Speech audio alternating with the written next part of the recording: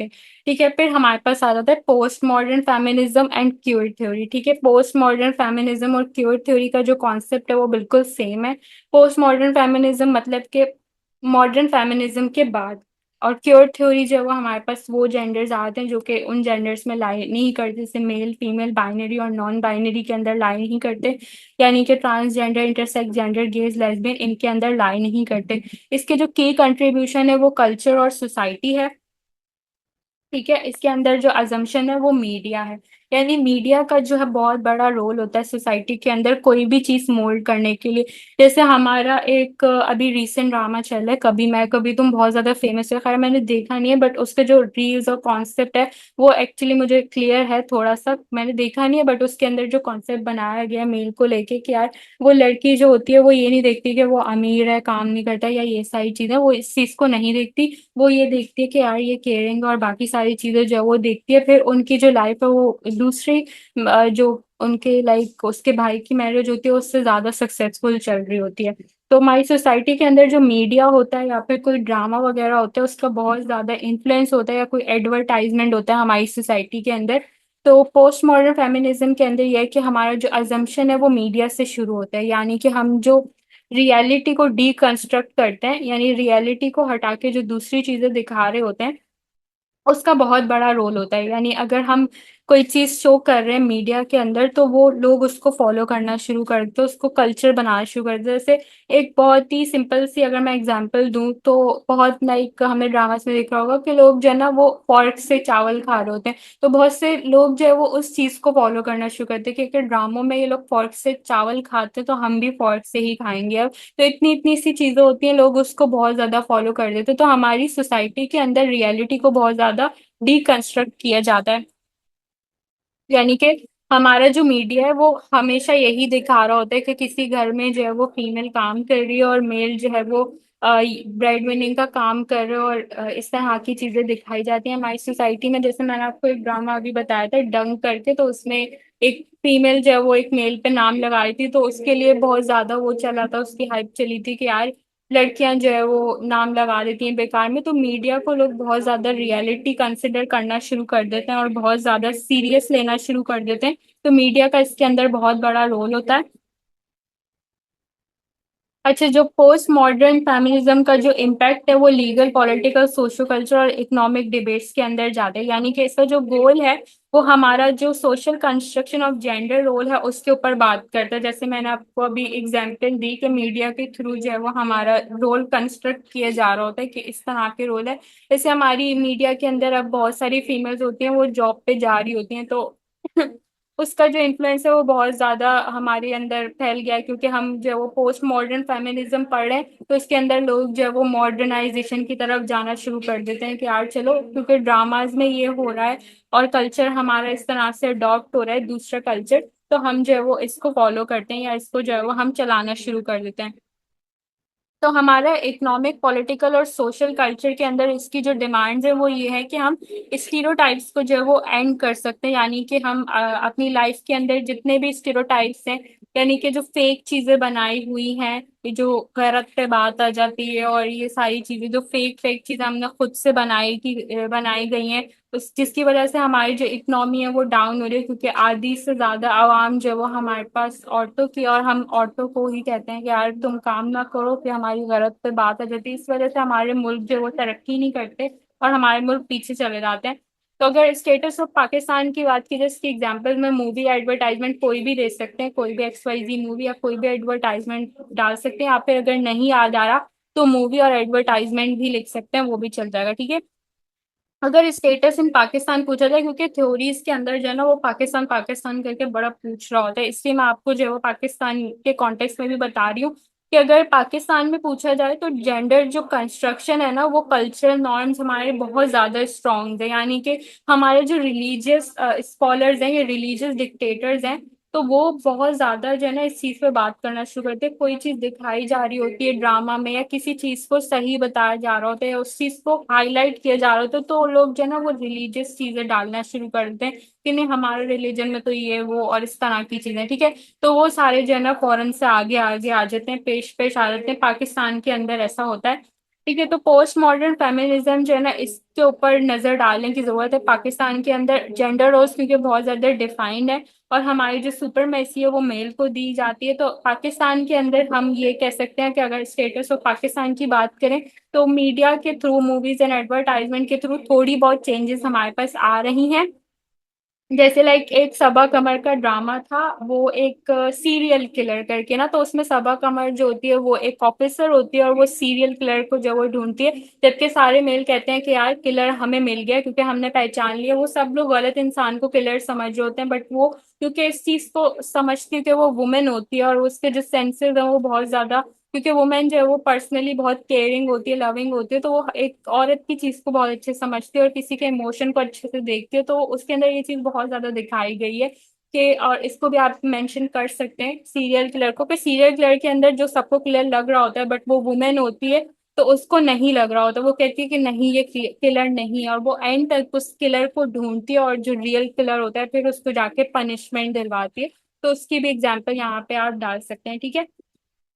ये हमारे पास क्या था, पोस्ट मॉडर्न फेमिनिज्म। और पाकिस्तान के अंदर मैंने अभी आपको बताया, अगर आए तो इसी तरह से लिखना है कि पाकिस्तान के अंदर हम बात करें तो मूवीज और इस तरह की चीजें करके हम इसको ठीक कर सकते हैं, यानी चेंज ला सकते हैं। ठीक है, हमारे पास आते हैं psychopathic feminism theory. Psychopathic feminism theory जो है वो नाम से ही पता चल रहा है कि साइकोपैथिक यानी कि बंदे की साइकोलॉजी किस तरह की है, वो थ्योरी के अंदर किस तरह से यूज हो रही होती है। यानी कि मैन को साइकोलॉजी किस तरह से ट्रीट किया जाता है और किस तरह से उसकी अपब्रिंगिंग की जाती है और इसका रूट कॉज क्या है। ठीक है, अब हम पहले बात करते हैं, ये सारी हेडिंग है, यानी इसके अंदर ये सारी हेडिंग्स है। अगर ये साइकोपैथिक फेमिनिज्म थ्योरी करके अलग से भी आता है तो इसके अंदर जो है वो आप ये सारी हेडिंग्स करके लिख सकते हैं। एक क्वेश्चन मेरे पास आया था अभी कल ही कि यार थ्योरीज को किस तरह से लिखना है। ठीक है,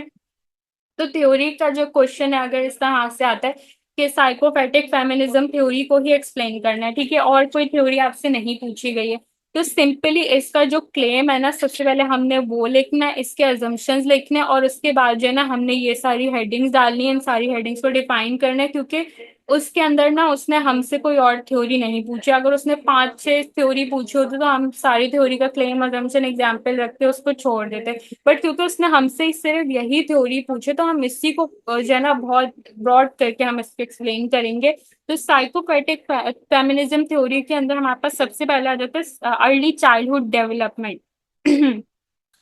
यानी कि अगर हम अर्ली चाइल्डहुड डेवलपमेंट की बात करें, यानी कि जब हमारे घर में छोटा बच्चा होता है हम उसकी जिस तरह से डेवलपमेंट कर रहे होते हैं वो उसी तरह से मोल्ड हो रहा होता है, हम उसको अपने नॉर्म्स बता रहे होते हैं। जैसे अगर हम माइक्रो लेवल पे बात कर रहे हो तो हमारे रिलेशनशिप विद पेरेंट्स आ जाते हैं, जैसे हम लोग जो बचपन में लर्न कर रहे होते हैं, हम सेक्सुअल ट्रेट्स लर्न कर रहे होते हैं और हम मैस्कुलिनिटी फेमिनिटी लर्न कर रहे होते हैं कि फीमेल को इस तरह का बिहेव करना है, मेल को इस तरह का बिहेव करना है। और जैसे बचपन में ही शुरू हो जाता है कि यार वो